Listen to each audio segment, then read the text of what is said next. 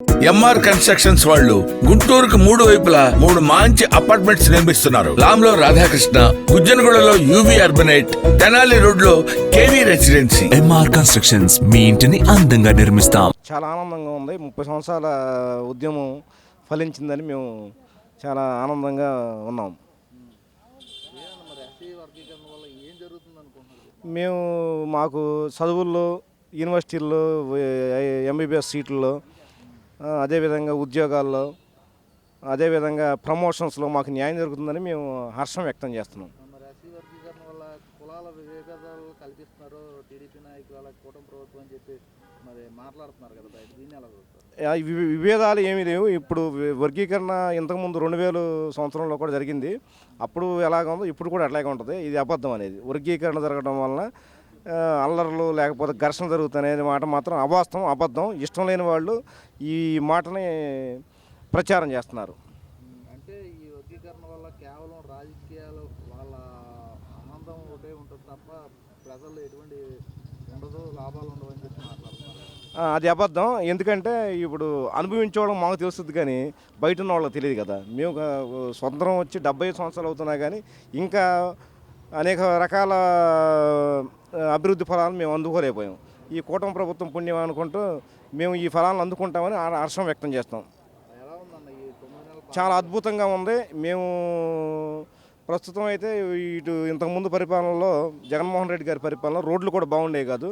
ఇప్పుడు రోడ్లను బాగు చేశారు. ఇప్పుడు మాది తిరువూరు నుంచి విజయవాడ రావడానికి చాలా టైం పట్టేది పూర్వం.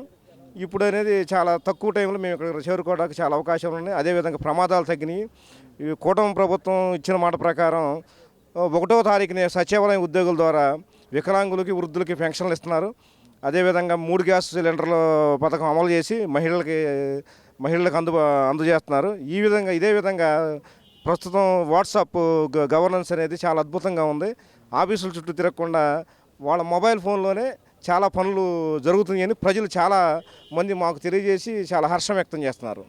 ఎలా ఉందన్న తిరువూరు గతంలో ఎలా ఉంది, ఇప్పుడు ఎలా అనిపిస్తుంది? చాలా బాగుంది. తిరువూరు వేరు, ఇప్పుడు తిరువూరు వేరు. ప్రతి ఊరు, ప్రతి వాడ చాలా ఆనందంగా ఉన్నాయి. అన్ని పనులు, అన్ని పథకాలు అందరికీ పార్టీతో సంబంధం లేకుండా అందరికీ అందుతున్నాయి. కులాలతో పార్టీతో సంబంధం లేకుండా. తిరువూరు ఎమ్మెల్యే పులిపూడి శ్రీనివాస్ గారు ఎలా చేస్తున్నారన్న? చాలా అద్భుతంగా చేస్తున్నారు. మంచి ఎమ్మెల్యేలు వచ్చారు మాకు. విద్యావంతుడు, మంచి అందరిని అర్థం చేసుకున్న వ్యక్తి. ప్రయారిటీ విధంగా అన్ని పనులు చక్కబెట్టుకొస్తున్నారు. ప్రాధాన్యత క్రమంలో అన్ని సమస్యలు తొలగుతున్నాయి మా నియోజకవర్గంలో. ఆయన ఎమ్మెల్యే గారు జనాల్లో ప్రతి రోజు కానీ అన్న వారంలో కానీ కలుస్తున్నారు ఆయన? ఇంట్లో ప్రతిరోజు కలుస్తూనే ఉంటారు. అనేక రకమైన సామాజిక కార్యక్రమాలు చేస్తున్నారు ఆయన. ఇంతకుముందు ఎమ్మెల్యే చేయని పనులు ఆయన చేస్తున్నారు. ఎలా అనిపిస్తుంది మొత్తం ఓవర్గా? ఎలా ఉంది? చాలా అద్భుతంగా ఉంది. ఇప్పుడు ఎన్డీఏ కూటమి ప్రభుత్వం వచ్చిన తర్వాత ప్రజలందరూ సుఖ సంతోషాలతో ఆనందంగా ఉన్నారు. మరి మీరేం సుఖ సంతోషాలతో ఆనందంగా ఉన్నారంటే జగన్మోహన్ రెడ్డి గారు ప్రజలు నేను ఓడిపోవడం వల్ల ఆయన చాలా ఇబ్బంది పడుతున్నారు, 2029లో మళ్ళీ నేనే రాబోతున్నానని చెప్పి ఆయన అది అబద్ధం. అది సాధ్యపడని మాట. జగన్మోహన్ రెడ్డి బ్రతికున్నంతకాలం అది సాధ్యపడదు. అంటే 2029లో రానంటారు? ఇక రారు.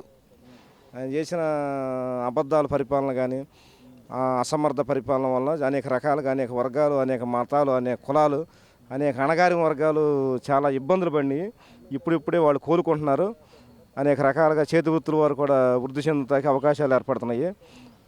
రాజధాని లేని రాష్ట్రం చేశాడు జగన్మోహన్ రెడ్డి గారు. ఇప్పుడు రాజధాని అనేది పనులు ప్రారంభించడం జరిగింది. ఇది కూడా చాలా మా పిల్లలు కూడా మన రాజధాని అంటే అమరావతి చెప్పలేని పరిస్థితి తీసుకొచ్చాడు ఆయన. ఇప్పుడు మన ఆంధ్రప్రదేశ్ రాజధాని అంటే అమరావతి అని చక్కని చదువుకునే పిల్లలు కూడా చెప్పే అవకాశాన్ని కల్పించినందుకు చంద్రబాబు నాయుడు గారు కృతజ్ఞతలు తెలుపుకుంటున్నాను.